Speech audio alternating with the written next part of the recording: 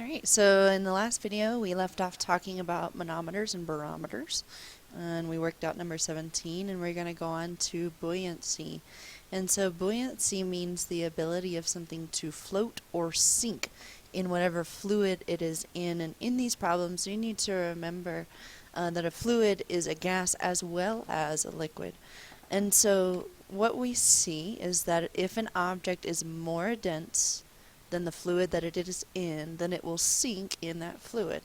If it is less dense than the fluid that it is in, it will float. Um, if something is neutrally buoyant, that kind of means that it hovers in the fluid that it's in.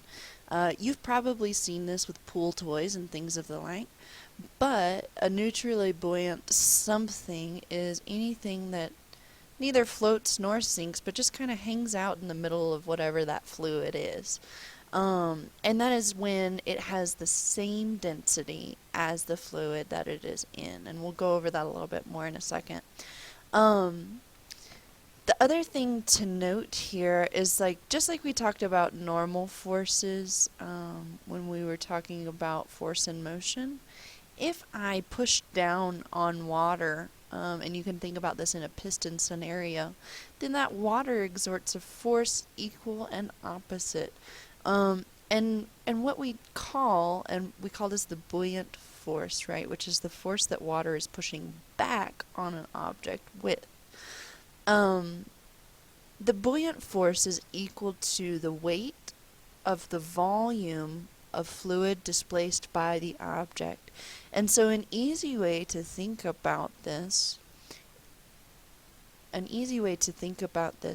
is if I have, let's say, a graduated cylinder and it's got some water in it, and I drop a rock into that graduated cylinder, what's going to happen to the level of the water in that cylinder? I'm going to zoom in on that cylinder here. The level of the water in that cylinder is going to rise by a volume, right? And so what we see, and that rock is going to sink, what we see is that the buoyant force, right, is equal to the weight of the volume of this fluid.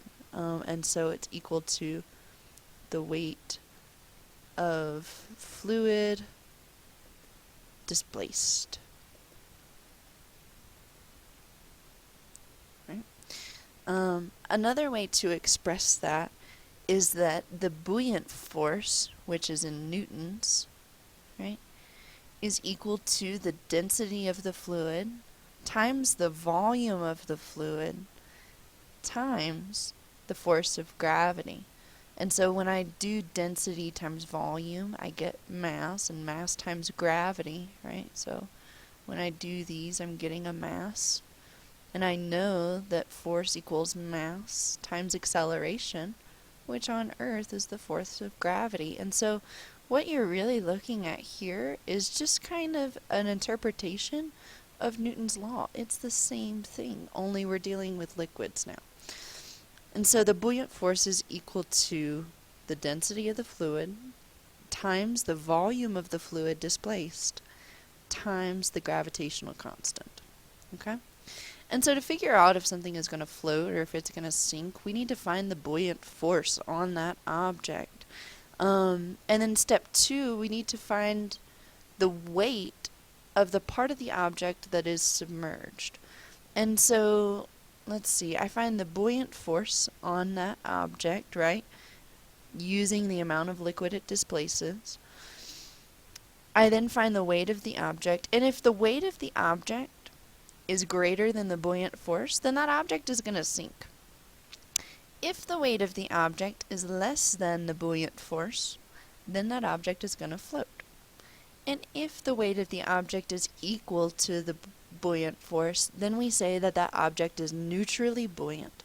And so these 3 statements are just a different interpretation of what I told you earlier about density. That if the object is more dense than the fluid that it is in, it sinks. If it is less dense, it floats. And last but not least, if it has the same density, then it is neutrally buoyant. This is just a different way of figuring out those same things, right? This is a really fun thing in scuba diving. In fact, I love it, is that you can become neutrally buoyant. You can control your own density within the water, and so you determine if you float, if you sink, or if you're neutrally buoyant. And neutral buoyancy is typically what you want in scuba diving because it allows you to just hover in the water, and so you can do things like this cool little dive master bodhisattva that's sitting here, and he's just floating in the middle of the column of water because he's adjusted his density to be the same as the column of water. And so knowing these things, particularly knowing that the buoyant force is equal to the density, volume of water displaced times gravity, I want you to try number 22 and 25 on your own. You can pause the video here and do that, or you can go along and work with me.